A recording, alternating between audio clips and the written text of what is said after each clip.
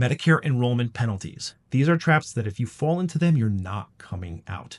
So in this presentation, I'm going to go over not only what the penalties are, but what the enrollment periods are so you can avoid those pitfalls. So like I said, penalties are going to last for life because these penalties by and large are assessed on your Medicare Parts B and D. And those are essential. Those are your doctor visits. Those are your prescription drug plans. And so if you get caught up in this, that's going to be with you the rest of your life. On top of that, if your modified adjusted gross income is through certain thresholds, you're going to have a premium surcharge or the IRMA adjustment, which makes this only more expensive. And so if you're 65 years old looking at a 30-year plus retirement, this could add up to significant money over the course of the rest of your retirement. So we need to know the initial and special enrollment rules. Another key point here is, if it's such a critical decision, why doesn't Medicare send us all reminders saying that our enrollment period is coming up? And I guess in a way they kind of do, because they have what's called auto enrollment. Auto enrollment are for folks that claim their Social Security prior to age 65. It also involves people who are on Social Security disability, and they need to do nothing. They're just automatically enrolled. And in fact, Social Security is going to mail them some information about 3 months before their 65th birthday to let them know that everything is done for them. So what does everybody else do? Well, you're not going to be given any kind of reminder if you're not auto-enrolled. And so when you go on and enroll, then a couple weeks after you do that, then you'll get the package in the mail. But that doesn't help you with avoiding, going through the barriers and time frames with respect to the enrollment periods. And this is where people fall into these traps.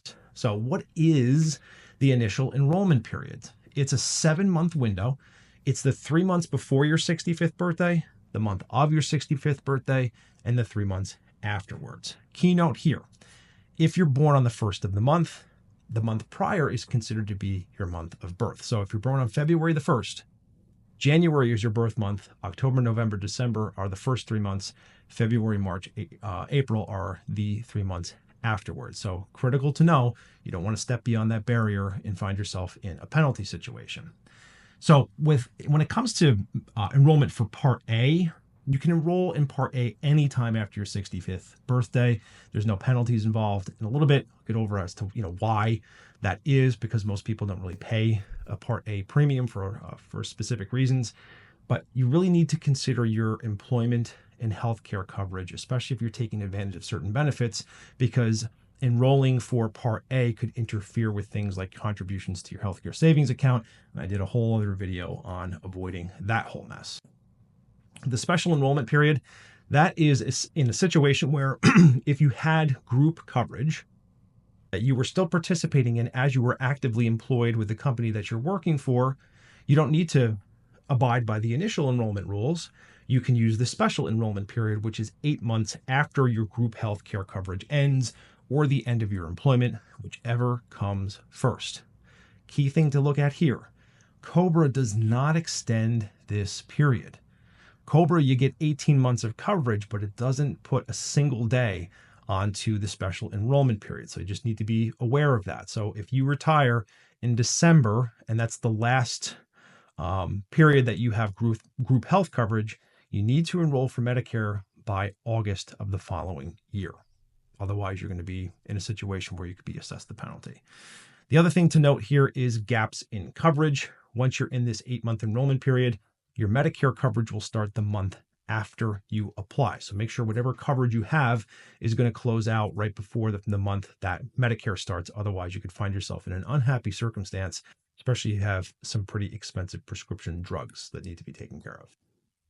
Now, penalties. Part A, like I said before, most people don't pay Part A premiums because if you've paid Medicare taxes for 10 years or you or your spouse or a divorced spouse have paid that, you're not paying any Part A premiums. For those that fall outside of that box, they are going to pay a 10% of the current premium for twice the years they were eligible but not enroll. So if they didn't enroll for 2 years, they're going to pay that penalty for 4 years. But like I said, very small amount that fall into that trap.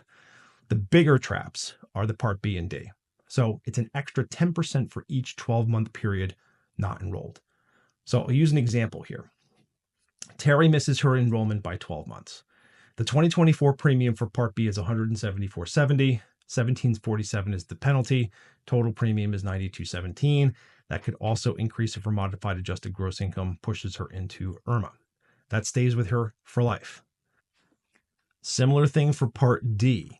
So Part D, however, is going to be slightly different than Part B because the penalty is 1% on the premium for each month not enrolled. So in Terry's example for Part B, if she had caught it, even in the 11th month, she wouldn't owe any of the penalties and it would be like nothing ever happened because Part B's penalty is a function of each 12-month period.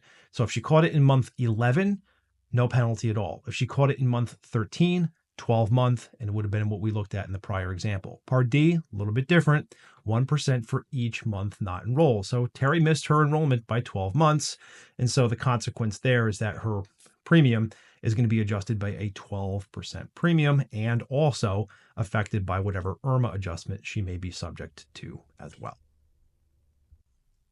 The best way to stay out of trouble with these penalties is to know your enrollment rules, whether you're under the initial enrollment rules or the special enrollment rules. Just make sure that you're enrolling in proper time. Otherwise, as we saw with these examples, these penalties, if you just put them over 30 to 35 years, they could be thousands and thousands and thousands of dollars. So hopefully you found this helpful.